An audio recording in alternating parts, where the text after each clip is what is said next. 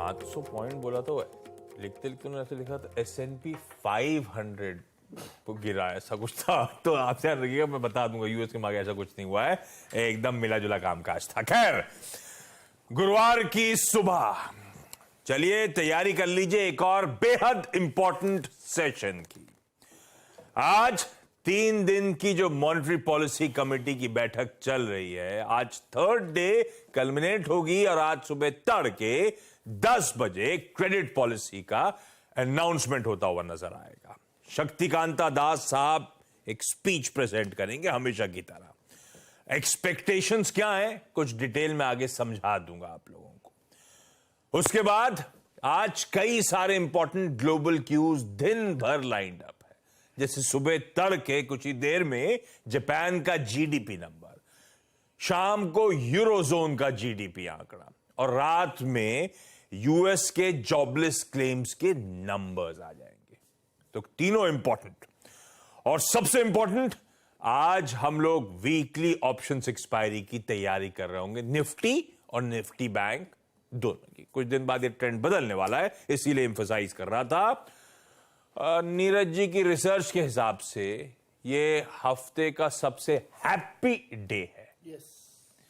जिसपे Thums up, it's Thursday. अपन तो लेकिन फिर भी क्या है, फ्राइडे वाले हैं, लेकिन हाँ, रिसर्च ऐसा कहती है सबसे हैप्पी डे हमारे सामने खड़ा हुआ है। इस बीच कल जो हमारा पेनल्टीमेट सेशन था आज की एक्सपायरी से पहले वाला, वो स्क्रीन्स पर आएगा आपके। वो जो 18,650 के आसपास आके कृपा अटक जा रही थी, कंसोलिडेट कर रहे थे, दायरे में फंसे हुए थे, ऊपर पार नहीं कर पाते उस रेंज को, कल पेनल्टीमेट सेशन गजब का था। ना सिर्फ उन लेवल्स को ब्रीच करा, 18,700 के ऊपर, इनफैक्ट 18,700 के कंफर्टेबली ऊपर जाके कल भारतीय बाजारों ने सेशन की समाप्ति करी है। अगर हो सके तो रिकॉर्ड हाई से निफ्टी बैंक तो ऑलरेडी अपने नए रिकॉर्ड हाई जड़ चुका है, निफ्टी रह गया था। और कल की क्लोजिंग के हिसाब से हम महज 161 अंक 20 पॉइंट 161.2 कह लीजिए प्रिसाइजली इतनी दूर है। और इसका मतलब हुआ एक महज 0.86%, 1% भी नहीं चलना निफ्टी को, 0.86% चढ़ गया तो हम रिकॉर्ड उच्चतम स्तरों पे खड़े होंगे। और उस लिहाज से इंपॉर्टेंट दिन है, क्योंकि आज पॉलिसी पता नहीं कितना फ्रेश थ्रस्ट जनरेट कर पाएगी या नहीं। खैर, क्यूज कैसे हैं? एसजीएक्स निफ्टी कह रहा है हम खुलेंगे तो फ्लैट, एक्सपायरी के दिन थर्सडे के दिन 13, 14, 15 पॉइंट के आसपास के हरे निशान के साथ शुरुआत होने के इंडिकेशंस सिंगापुर से आते हुए। एशिया रख दीजिएगा स्क्रीन पे, उसके बाद क्विकली दिखाइएगा मुझे यूएस के बाजार। यूएस के बाजारों में दरअसल कल एक मिला जुला सेशन था। डाउ 1/4% ऊपर था, तो कोई S&P 1/3% दबाव में, और नैस्डैक देखते तो 1.25% का दबाव वहां पे देखने को मिला। इनफैक्ट इंट्राडे ट्रेड्स में डाउ पहले पस था, एक समय तो 27-28 पॉइंट लाल में था, वो एंड में सेकेंड हाफ बढ़िया रहा डाउ के लिए और 90 पॉइंट हल्के हरे निशान के साथ बंद पर था। मिला जुला सेशन। आज सुबह के फ्यूचर्स एकदम मिक्स ट्रेड करते हुए फ्लैट लाइन के आसपास, एकदम फ्लैट ट्रेड करते हुए। ऐसे में तो अब की पहली प्लेट आपकी स्क्रीन पर आ जाएगी, कहां यूएस के फ्यूचर्स छोड़े थे कल 3:30 बजे और कहां आज सुबह खड़े हुए। ग्लोबली मूड वॉल सेट करने के लिए नीरज जी बगल में बैठे हैं, रेडी हैं। वीरू बताएंगे कैसे निफ्टी बैंक की स्ट्रैटेजी बनानी है, और हर्षिता बताएंगे सारे important stocks in news. Neeraj ji good morning. एकदम ठंडा ठंडा मामला है क्या, कैसी पिच है? नहीं ठंडा मामला कैसे, ऐसा नेवर ए डल डे। हाँ, कनाडा ने खेल किया। कनाडा ने क्यों, ऑस्ट्रेलिया ने पहले खेला था, दोनों पॉज से रेट हाइक्स पे बढ़ चुके हैं। ऑस्ट्रेलिया बहुत छोटा है, कनाडा इसलिए क्योंकि आजू बाजू का मामला है और ट्रेंड सेट कर रहे हैं, बहुत ट्रेंड सेट कर, 2 पॉज के बाद अचानक से और अनपॉज कर दिया। ये एक शॉकर था मार्केट के लिए, यार ये क्या अचानक से, ये इनका दिमाग कैसे। तो अभी जो बात हो रही थी ना कि पॉज होगा नहीं होगा, कुछ लोग कह रहे थे कि पॉज अगर हो भी जाए तो इसको ये मत मानना कि स्टैंस चेंज हो रहा है। तो ये जो शॉकर आया कल मार्केट ने, इसकी वजह से यूएस मार्केट में आपने देखा। और फिर वही बात है कि जहाँ ज़्यादा तेज़ी हुई थी वहीं प्रॉफिट बुकिंग हुई नैस्डैक में। लेकिन स्टोरी ये है ही नहीं, स्टोरी कनाडा में नहीं, स्टोरी है रसल 2000 में 2% ऊपर है, चला गिरा चला, जबरदस्त तेजी। मतलब छोटू मोटू स्टॉक्स जो है भारत के हों या अमेरिका के, गजब तेजी वहाँ बनी हुई है।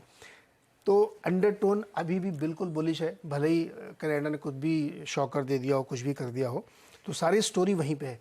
लेकिन जब आप बिग पिक्चर देखेंगे तो आपको 10 ईयर बॉन्ड यील्ड बढ़ती हुई दिखेगी, वो काफ़ी ऊपर गई, 3.8 पहुंच गई है, डॉलर इंडेक्स 104 के ऊपर ही बना हुआ है। ये सब फैक्टर्स ठीक हैं, लेकिन मार्केट में कोई पोजीशन छोड़ने को तैयार नहीं। यूएस मार्केट में कल भी मैं कहूँगा कि ब्रॉड बेस बाइंग हुई है। केवल अगर आप वही जो 7 स्टॉक मिल के चलाते हैं, 7 स्टॉक गिरे तो उसका असर दिखा। डाउ में ऊपर क्यों आया? एनर्जी स्टॉक्स में एक बढ़िया तेज़ी वहाँ पे देखने को मिली।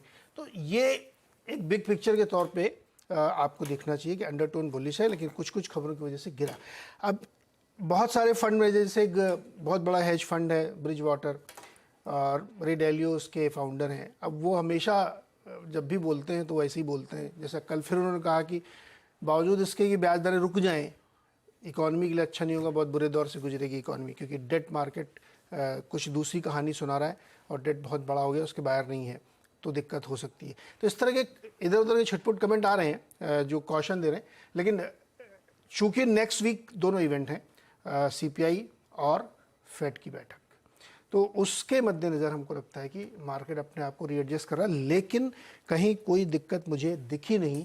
नेटो ने, देखिए 3-4 दिन पहले की खबर है कि एक बहुत बड़ा बांध था, डैम जिसको कहते हैं अंग्रेजी में, उस पर किसी ने मिसाइल मार के गिरा दिया। अब अभी तक यही विवाद चल रहा है कि वो किसने गिराया, लेकिन मोटे तौर पर मान के चलो रशिया ने गिराया होगा यूक्रेन में। उससे दसियों हज़ार लोगों को दिक्कत हो रही है, शहरों में पानी भर गया, मतलब वो अब तक का सबसे बड़ा डिस्ट्रॉय कह सकते हो आप वहाँ पे हुआ है। तो कल नेटो ने एक स्टेटमेंट जारी किया कि Russia is a war crime, criminal है, इसके खिलाफ कार्रवाई होनी चाहिए। छोड़ दो, ये सब धमकी बयान देते रहते हैं, कुछ होता नहीं यार। मुझे तो बहुत दुख है उसके लिए। हाँ, कैसे क्या नाम है उसका, कीव वाले का, ज़ेलेंस्की ज़ेलेंस्की के लिए। यार वो आदमी के मतलब तो उसके अंदर समझ नाम की चीज़ है ही नहीं। क्यों बेवकूफ बने जा रहा है? बने जा रहा है वो बेवकूफ, सब खत्म कर रहा है, पूरा देश तबाह हो रहा है, पूरा देश अफगानिस्तान टाइप का हो जाएगा, खंडहर। और मैंने उससे और लड़े जा रहा यूक्रेन की फोटो नहीं देखी थी, जब से हो रहा है बहुत देखी थी। क्या ब्यूटीफुल शहर थे उसके यार, बहुत अच्छा शहर। कितने लड़के वहाँ पढ़ने जाते थे, एमबीबीएस करने और ये सब करने। ये भाई साहब अपना इधर चीन के साथ बिजनेस करने में बिजी हैं, जर्मनी वाले भी कहीं और बिजी हो गए हैं, ब्रिटेन को कोई लेना देना नहीं। अब अकेले जूझ रहा है। जब वो थोड़ा चिल्लाता है थोड़े पैसे देते हैं, थोड़ा कट्टा खरीद लेना 2-4। कहने का मतलब ये है कि Ukraine is in a very dire situation, और उसके बारे में कोई बात भी नहीं करता। अब तो हमने भी अड्डा करना बंद कर दिया है, क्योंकि बोर हो गए। मतलब बोर नहीं हो गए, बोर इन द सेंस कि अब उसको एक्सेप्ट कर लिया आपने। हाँ, एक्सेप्ट कर लिया कि ये चलता रहेगा। Part and parcel of global cues, वो चल रहा है, वहां पे चल रहा है। जो इम्पैक्ट आने तो लार्जली हम डाइजेस्ट कर चुके हैं ग्लोबल। ह्यूमन लाइफ के इम्पैक्ट बहुत ही खतरनाक खराब है। खैर, ये हम लोग डाइवर्ट हो रहे हैं, लेकिन मार्केट में कोई दिक्कत नहीं है, अभी भी बहुत तेजी है, बहुत ही पॉजिटिव क्यूज हैं यूएस मार्केट से। बढ़िया पॉजिटिव क्यूज। हाँ, ग्लोबली कुछ बड़े सेंट्रल बैंकर्स के एक्शन पॉज से हाइक्स की तरफ बढ़ चुके हैं, तो ऐसे में तमाम अटकलें लगती हुई यूएस फेड के भी स्टेप्स को लेकर। हमारे में तो कोई क्लैरिटी, हमारे में क्या है, वीरू के पास जाऊं उससे पहले समझा देता हूं, क्योंकि अब से कितनी देर बची, ये है 2 घंटा 51 मिनट बचे हैं 10 बजने में, जब शक्तिकांता दास साहब आपको इसी स्क्रीन पे नजर आएंगे पॉलिसी अनाउंस करते हुए। 4 सवालों के जो जवाब थे सीएनबीसी आवाज का नेटवर्क का पोल, उसके थ्रू समझा देता हूं आपको बस सिंपली क्या एक्सपेक्ट करूं इस पॉलिसी। पहला सवाल था दरों को लेकर, बट ऑब्वियस 100% जितने पोल पार्टिसिपेंट, जितने बाजार के इकोनॉमिस्ट, अर्थशास्त्री, सब कह रहे हैं कोई बदलाव नहीं होना है इस बार की पॉलिसी में। अगला सवाल फिर हमने उसके बाद उनसे पूछा, क्या इस आज नहीं होगा, अब ये बैंक ऑफ कनाडा ने कर दिया, बैंक ऑफ ऑस्ट्रेलिया ने कर दिया, तो हमारे भी इस साइकिल में ये लास्ट हाइक हो चुका है, अब पॉज ही पॉज है, उसके बाद जब गिरेंगे तो गिरना शुरू हो जाएंगे, या अभी भी बढ़ोतरी की गुंजाइश बनी हुई है? ये सवाल था हमारा। सब मानते हैं भाई साहब अब नहीं बढ़ने हिंदुस्तान में दरें, कोई लॉजिक नहीं बैठता, ये लास्ट हाइक हो चुका, अब ये लॉन्ग पॉज ही है हमारे सामने। लॉन्ग पॉज है तो कब एक्सपेक्ट करें फिर पहला कट? एमपीसी अनाउंस करेगी, आरबीआई की मॉनेटरी पॉलिसी कमेटी अनाउंस करेगी। 30% कहते हैं Q4 FY24, यानी कि अगले साल के जनवरी फरवरी मार्च पीरियड में, इस साल नहीं। पर ओवरवेलमिंग 70% कह रहे हैं अप्रैल से लेकर सितंबर का जो पीरियड होगा अगले साल का, छमाही, पहली फाइनेंशियल की छमाही जो आएगी उस तरफ वाली, तभी रेट कट्स आएंगे। अभी तो बहुत लंबा पॉज का सिलसिला कंटिन्यू करेगा, तो कोई कट एक्सपेक्ट ना करें, ये लार्जली प्राइस्ड इन है। एक सवाल और डाक दिया था, वो स्टैंड्स में बदलाव, अगर एमपीसी का स्टैंड्स बदलेगा, विड्रॉल ऑफ एकोमोडेशन का जो स्टैंड्स चल रहा है वो बदलेगा तो हिंट आएगी, पर कोई मान नहीं रहा है कि वो बदलेगा। अब दिखाता हूं, 60% कह रहे हैं जो स्टैंड्स है विड्रॉल ऑफ एकोमोडेशन जस का तस बना रहेगा, 30% कहते हैं स्टैंड्स बना रहेगा, कुछ माइनर ट्वीकिंग ऑफ वर्ड्स होंगे। पहले क्या लिखा था, इस बार क्या लिखा, उसमें थोड़े से बदलाव हो सकते हैं, पर लार्जली सब मान रहे हैं विड्रॉल ऑफ अकोमोडेशन कंटिन्यू करने वाला है स्टैंड। बाकी डिटेल्स पे नहीं जा रहा हूं, ये काफी है सुबह समझने के लिए। वीरू के पास चला जाए। वीरू, पॉलिसी जब आएगी तब आएगी, जो मूड आना है वो तो गॉज करना इस समय मुश्किल है, लेकिन कल जो जबरदस्त अपटिक्स देखने को मिले, सरप्राइज करा स्क्रीन्स ने। 18,700 के ऊपर बढ़िया कंफर्टेबली जो टेरिटरी में हम जाके खड़े हुए हैं, क्या मायने हैं उसके, और अब अप्रोच क्या रखूं निफ्टी को लेकर, निफ्टी बैंक को लेकर। गुड मॉर्निंग आशीष। देखिए, आपको याद होगा कल हम इस वक्त जब डिस्कशन कर रहे थे तो एक बात मैंने कही थी कि ये डेटा ये रिफ्लेक्ट कर रहा है कि हम इस रेंज से इजेक्ट करने वाले हैं, क्योंकि इंस्टीट्यूशनल पुट्स ऊपर की तरफ आ रही थी। 18,500 की पुट 18,600 पे आके खड़ी हुई थी। एक पिवट पॉइंट था सुबह जो मैंने मेंशन किया था 18,649। The moment you will cross this, एक स्विंग मिलेगा 691, 708, और 708 के ऊपर शॉर्ट कवरिंग और शॉर्ट कवरिंग। इसके बाद एक और चीज हुई आशीष, ये जो आखिरी का लगभग आधे पौन घंटे का 1 घंटे का स्विंग था, इसके पीछे रिलायंस का बहुत स्ट्रॉन्ग कंट्रीब्यूशन था। रिलायंस ने एक कॉल राइटर्स के जोन को स्ट्राइक किया। निफ्टी बैंक ठंडा रहा, निफ्टी बैंक बिल्कुल ठंडा रहा। निफ्टी बैंक की प्री पोजिशनिंग पॉलिसी से पहले बिल्कुल ठंडी है, well with in option range. तो कुछ हद तक आखिरी के 1 घंटे का स्विंग का दारोमदार रिलायंस पे था, और एचडीएफसी बैंक थोड़ा सा स्टेबल हो रहा था 1600 के ऊपर। Institutional data for the day बहुत शानदार है आशीष। 1383 करोड़ रुपए की एफआईएस की बैंक, 392 करोड़ रुपए का डीआईएस का कैश, भरपूर कैश आया कल। और एक और चीज अच्छी है, जो चीज कल ये रिफ्लेक्ट कर रही थी कि हम इस रेंज से इजेक्ट करने वाले हैं पॉसिबली बुधवार को या गुरुवार को, वो डेटा और भी बेहतर है। 806 करोड़ रुपए का इंडेक्स बाय किया उन्होंने, करीब 14,333 कॉन्ट्रैक्ट लॉन्ग गए इंडेक्स पे। स्टॉक फ्यूचर्स में करीब 1893 करोड़ रुपए की बाइंग हुई, 17,000 कॉन्ट्रैक्ट लॉन्ग किए। और एक और अच्छी चीज है आशीष के कल उनकी पुट शॉर्ट के कॉन्ट्रैक्ट्स में करीब 2,25,000 पुट जुड़े हैं। दैट मीन्स जो पॉइंट हम कल छोड़ के आए, जिसको हमने जिससे इजेक्ट किया, वो कल एक अब बहुत स्ट्रॉन्ग बेस के तौर पे काम करेगा। क्या लेके आता हूं आपके स्क्रीन पे 3 स्ट्राइक्स। ये 2,25,000 पुट बेचना यही क्रक्स है आशीष।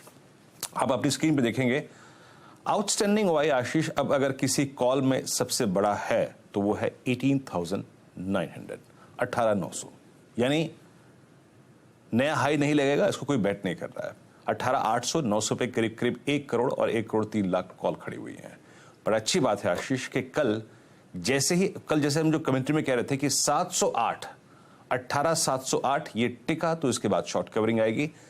उस मूव के बाद 18,700 पे भी पुट राइटिंग विजिबल है, और 18,600 पे तो पुट राइटिंग है ही। बट याद रखिएगा फॉर दिस इवेंट आरबीआई की पॉलिसी, पॉलिसीज के लिए भी बेस आशीष हमारा 18,600 पर ही रहेगा। इसको डिफाइन करना इसलिए जरूरी है क्योंकि प्री पॉलिसी पोस्ट पॉलिसी एक डिप आता है अमूमन। पिरामिड्स लेके आइए, मैं जो बात कह रहा हूं उसको समझने की कोशिश कीजिएगा। 18,600 ठीक है, हम कल 18,700 बाइसेक्ट करके डे हाई पे क्लोज हुए, बट हमारा base for the day expiry के लिए पॉलिसी के लिए वो 18,600 ही रहेगा। ये पिरामिड्स आपको ये बात बखूबी रिफ्लेक्ट करेंगे आशीष। ये देखिए, वो जो डार्क रेड कैंडल है और ब्लू कैंडल्स जो सब्सट्रैक्ट हुई हैं, वो इंडिकेट कर रहा है कि ये कॉल्स का ओआई घटा जैसे ही शॉर्ट कवरिंग शुरू हो गई। मेरी अप्रोच क्या रहेगी, याद रखिएगा प्री पॉलिसी और post policy, any dip towards base 1, director साहब स्क्रीन पे पहले बेस 1 रखिएगा, 671, 629, इस बेस 1 के डिप को आशीष डेफिनेटली बाय करिएगा। और सेकंड थॉट क्या है, जैसे कि कल क्या हुआ, कल डिप नहीं मिला बट निफ्टी ने स्ट्राइक किया अपने फर्स्ट पिवट पॉइंट को 18,649 और उसके बाद चला गया ऊपर। वैसे ही फॉर द डे ऊपर की तरफ अगर स्पॉट में 761 कटता है प्री पॉलिसी पोस्ट पॉलिसी, तो याद रखिएगा अ स्विंग टुवर्ड्स प्लीज रेजिस्टेंस की प्लेट लेके आइएगा 761 के ऊपर स्विंग टुवर्ड्स 791, 821 पॉसिबल है। उसके बाद सिर्फ short covering for the day. Ashish, जो 791 और 821 है वो काफी महत्वपूर्ण लेवल है। मैंने बेस डिफाइन किया, रेजिस्टेंस को डिफाइन किया। बाय अप्रोच की रहेगी, स्टे लॉन्ग की रहेगी, बाय द डिप्स की रहेगी। हाँ, 761 निकला तो 791, 821। निफ्टी बैंक प्री पोजिशनिंग बिल्कुल ठंडी, रत्ती भर नहीं चला कल, और हाँ थोड़ा डिप आया तो वहां से स्विंग अच्छा दिया इसने, थैंक्स टू HDFC बैंक, और एक्सिस बैंक ने तो खैर मूव दिया ही। आज के लिए आशीष, अगर आप पिरामिड्स को देखें तो 44,500 की कॉल एक सब्सटेंशियल OI होल्ड करती है, प्लस 44,300 की कॉल भी एक सब्सटेंशियल OI होल्ड करती है, और पुट्स में 44,000 की पुट और 44,200 की पुट काफी स्ट्रॉन्ग OI होल्ड करती है। जरा बेस लेके आइए, देखिए पॉलिसी का वर्डिक्ट आएगा, उनकी कमेंट्री होगी। इस पूरे दौर में आशीष बेस 1 को प्लीज मॉनिटर करिएगा। 44,040 बहुत दूर नहीं है कल की क्लोजिंग से, और 43,875 that is rising 20-day exponential moving average, इसको रिस्पेक्ट कीजिए। जब तक बेस 1 है, नो कोई फियर नहीं है, डिप को बाय करना है। और बेस 1 प्लस 50-60 पॉइंट्स, इस पर नजर रखिएगा, इसको बाय करना है। But on the higher side Ashish, क्योंकि 44,300 पे कॉल राइटर है, 44 उसको थोड़ी रिस्पेक्ट भी देनी है। अगर उसका जोन कट गया, पोस्ट पॉलिसी है, प्री पॉलिसी है 340, और इसके ऊपर सस्टेन हो गया, तो याद रखिएगा स्विंग टुवर्ड्स 460, 510 जरूर मिलेगा। और जिसे कहते हैं ना एक्सपायरी रेटेड स्विंग, वो आएगा 510 के ऊपर। अगर ड्यूरिंग द डे, चाहे वो ओपनिंग हो, चाहे मिड सेशन हो, या फिर स्पेशली क्लोजिंग हो आशीष, या पॉलिसी हमारे फेवर में रही, 510 के ऊपर अगर सस्टेन हो गए तो 200-250 पॉइंट इस क्लोजिंग में आप और मिला लीजिएगा आशीष। ओके, ये है अप्रोच मार्केट्स को लेकर। क्विकली आज के stocks in news. Harshada, good morning. Morning Ashish, कई सारी खबरें हैं जिस पर मार्केट आज रिएक्ट करेगा। शुरुआत मजगांव डॉक के साथ करेंगे। कल आपको याद होगा सुबह में 8 बजे हम मेंशन भी कर रहे थे कि जर्मनी की थाइसन ग्रुप के साथ दरअसल कंपनी एक करार साइन कर सकती है। वो करार दरअसल एक नॉन फाइनेंशियल, नॉन बाइंडिंग करार है। थाइसन ग्रुप मरीन सिस्टम्स के साथ ये सबमरीन प्रोजेक्ट P75I के लिए है, जिसके तहत थाइसन ग्रुप दरअसल इंजीनियरिंग, डिजाइन और कंसल्टेंसी प्रोवाइड करेगा, और मजगांव डॉक को ये सबमरीन दरअसल डेवलप करनी है और डिलीवर करनी है, कंस्ट्रक्ट और डिलीवर करनी है।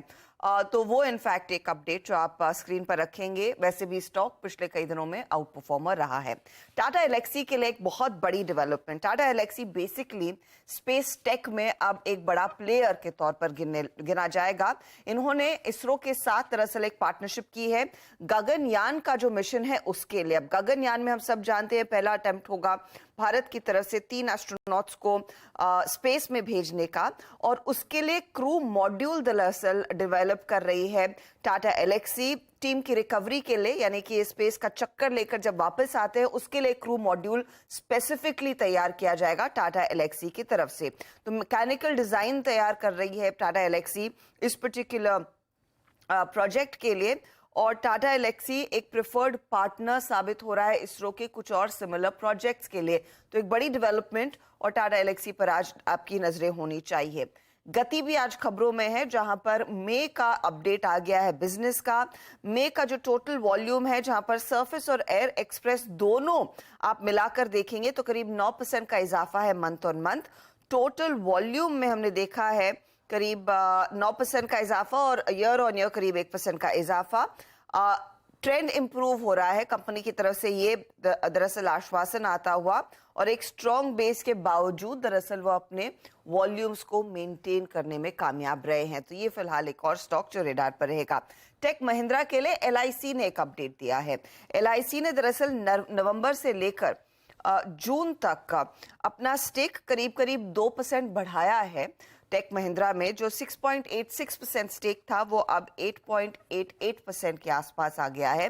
तो ये डेवलपमेंट टेक महिंद्रा के लिए। और लेमन ट्री का एक्सपेंशन फेज कंटिन्यू कर रहा है, जहां पर एक और लाइसेंस एग्रीमेंट इन्होंने साइन किया है, लेकिन ये आंध्र प्रदेश के राजमुंड्री इलाके में साइन हुआ है। 60 रूम की एक प्रॉपर्टी दरअसल ये डेवलप करते हुए दिखाई देंगे, और ये होटल FY25 के 3rd क्वार्टर तक ऑपरेशनल रहेगा। रखिए इन स्टॉक्स रडार पे। क्विकली आज के इवेंट्स कैलेंडर। वीकली एक्सपायरी 10 बजे क्रेडिट पॉलिसी, 12 बजे गवर्नर साहब की प्रेस कॉन्फ्रेंस। CNBC आवाज पे बढ़िया एक्सपर्ट्स का पैनल होगा, बढ़िया तरीके से पॉलिसी डिकोड करी जाएगी। कुछ एक्स डिविडेंड्स होने जा रहे हैं, उसमें सबसे इंपॉर्टेंट एनआईटी लिमिटेड एडजस्टेड नजर आएगा। स्पिन ऑफ है। स्पिन ऑफ क्या है? इसके जो कॉर्पोरेट लर्निंग सॉल्यूशंस का आर्म था वो अलग कंपनी में तब्दील किया जा रहा है, तो एडजस्टमेंट प्ले होगा स्क्रीन पे। एल&टी फाइनेंस की आज बोर्ड मीट है फाइनल डिविडेंड देने के लिए FY23 का। पीटीसी इंडस्ट्रीज की बोर्ड मीट है प्रेफरेंशियल इशू जारी करने। ये फंड रेजिंग है, QIP भी हो सकता है, प्रेफरेंशियल इशू भी हो सकता है, राइट्स इशुएंस भी हो सकता है। स्पाइस जेट की इंसॉल्वेंसी प्ली, उसके अगेंस्ट में NCLT पे आज सुनवाई होगी। एयरक्राफ्ट लेसर है एयर कैसल, उसकी प्ली है जिस पर यह सुनवाई होनी है। जो इक्यो लाइटिंग का IPO खुला हुआ है, डे 3 है, आज बंद होने जा रहा है। डिसेंट रिस्पॉन्स अब तक 270 से 285 रुपए का प्राइस बैंड।